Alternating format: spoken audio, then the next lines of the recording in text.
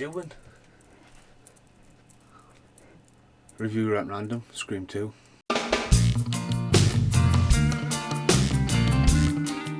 So, Scream 2. Right, Scream was a massive hit, and I don't think Miramax predicted how good of the hit it would be. And the hype, fast track, everything went into production quite quickly. And obviously, Courtney Cox, part of Friends, they had to really counterbalance this going around. Now, it was a more sort of script, and this is the rise of the internet. So, obviously, people were trying to get the script. They had to rewrite the whole fucking movie. It was meant to be Jerry O'Connor, was meant to be the killer. So, anyway, because the script got leaked. So, Scream picks up a couple of years later. Cindy's, dealing with it well. Bring the cast back, and how do you beat a sequel? How do you make a sequel to a film that is self-aware of itself and what it was doing? And obviously the lead for it is Randy, who's obviously got into things you shouldn't do in a sequel and all that.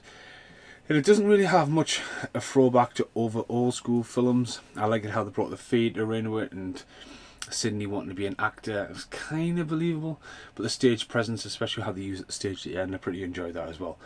Bringing Jerry Connor in as well, which again, you go, that's the fat kid from Stand By Me, and you think he just doesn't look the same, but it is the same.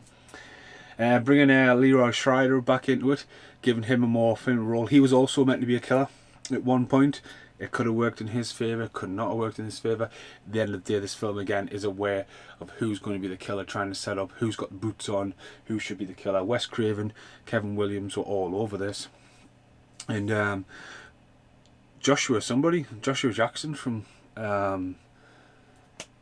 Dawson Creek's in it. Obviously Kevin Williams is creator of that. Sarah Michelle Gellar has a good cameo really in it. Heather Graham, obviously the self-aware is stabbed. The start with Jara Pinkett Smith and obviously Omar Epps is alright, but it shows you how crazy like the Americans are when they go to see a film. We went to see it the other night, and yeah, a few people did a jump, but no one applauds, no one goes wild, everyone just sits there, just fucking deadpanned. Expressionless. Even if someone pops a joke half the time, people are like... But no, has an interesting start, and then you have say Luke Wilson's in it as well. There's a lot of up-and-coming actors in this. Now when I seen it, obviously Randy was my favourite in the original movie, because a lot in common with Randy, and he gets killed.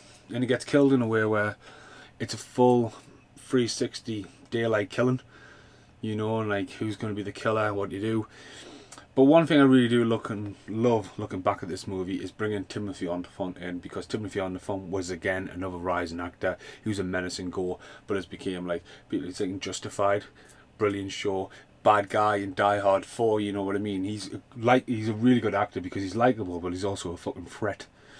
The throwback there to Billy Loomis's mom, and like, oh, it's her, and obviously she's more popular for, I was going to say Rosemary there, Roxanne, but it's alright. Soundtrack is still there, the twists and turns are still there, got a few comedy acts, Dewey's got his limp, Courtney Cox has cut her hair down and all that. But no, seeing them back to back, there's been a lot of love for it, but again, it's a product of the time. Maybe the original idea would have been a bit better if it wasn't for the internet. Randy was technically sacrificed because he was the expendable one out of the original survivors, and again, that's sign of the times. But again, it was fast tracked, it was pushed.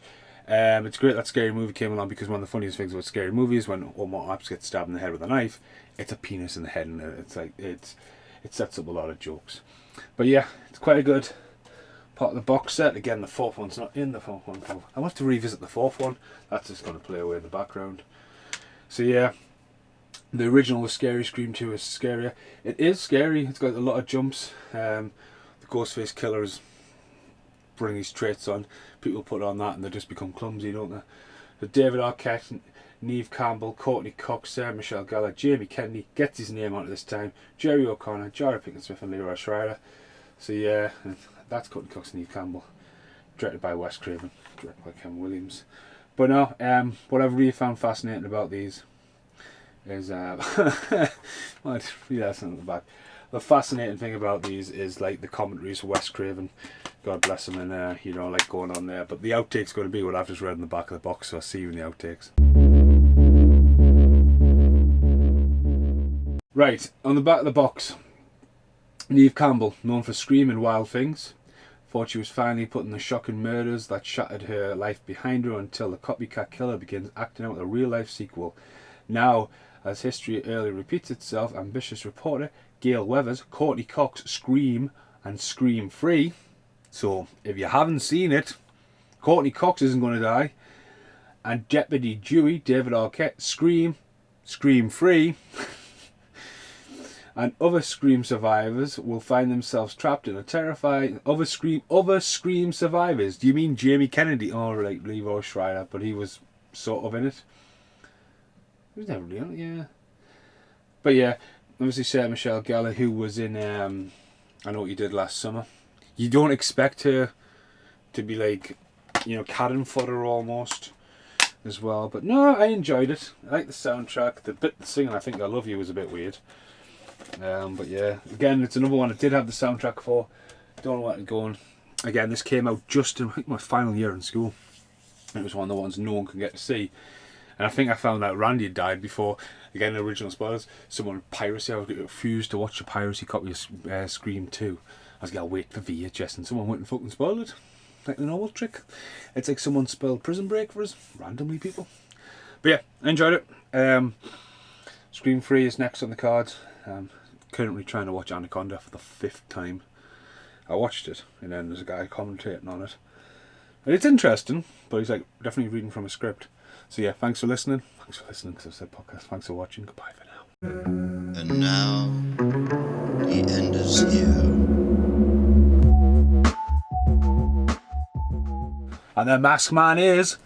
Hey. That could have went really bad.